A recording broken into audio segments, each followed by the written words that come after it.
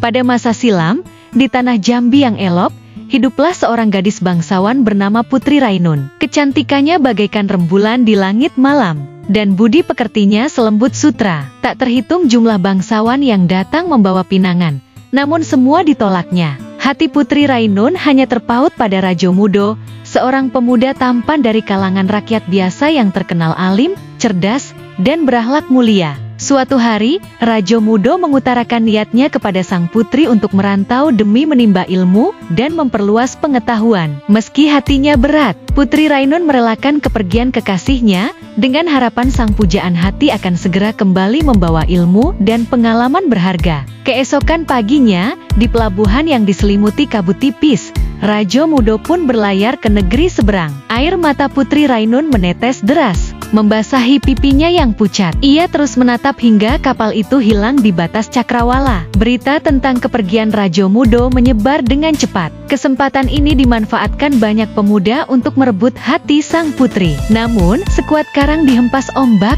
Putri Rainun teguh menjaga cintanya, menolak semua pinangan yang datang. Hari demi hari berganti bulan, namun tak juga datang kabar dari Rajo Mudo. Putri Rainun dilanda rindu yang kian menyesakkan dada. Untuk mengusir kesepian, ia menenangkan hati dengan menampi padi di halaman istana.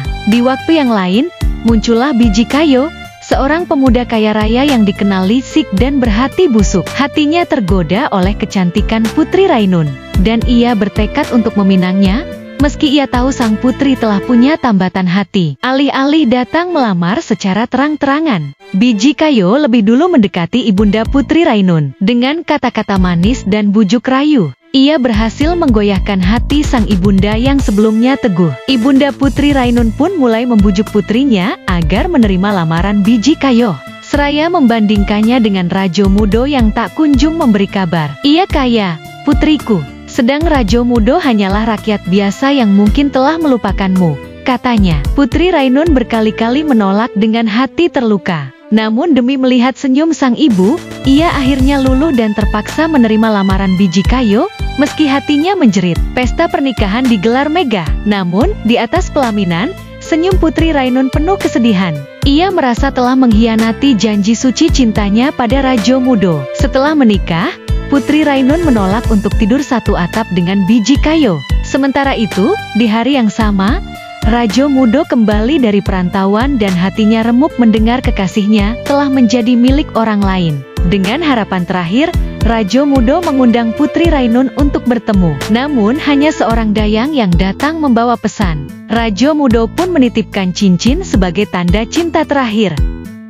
Melihat cincin itu, Putri Rainun menangis sejadi-jadinya. Rasa bersalah dan duka yang tak tertahan membuatnya memilih mengakhiri hidup. Ia bunuh diri demi menebus cintanya yang ternoda. Ketika sang ibu menemukan putrinya tak bernyawa, ia menangis penuh penyesalan. Matanya membeku melihat cincin pemberian Rajo Mudo melingkar di jari manis Putri Rainun. Saat pemakaman, Rajo Mudo hadir dengan hati hancur. Namun ia yakin cinta sejatinya belum benar-benar pergi. Suatu hari, ia melihat setangkai bunga ilalang tumbuh di pusara Putri Rainun, seolah membawa pesan rahasia. Bersama dayang, Rajo Mudo membawa bunga itu ke Nenek Rubiah, perempuan tua yang sakti. Dengan doa dan mantranya, Nenek Rubiah memanggil kembali arwah sang putri. Sungguh keajaiban terjadi. Dari kelopak bunga itu, Putri Rainun kembali hadir dalam wujudnya yang cantik. Rajo Mudo memeluknya erat, penuh syukur.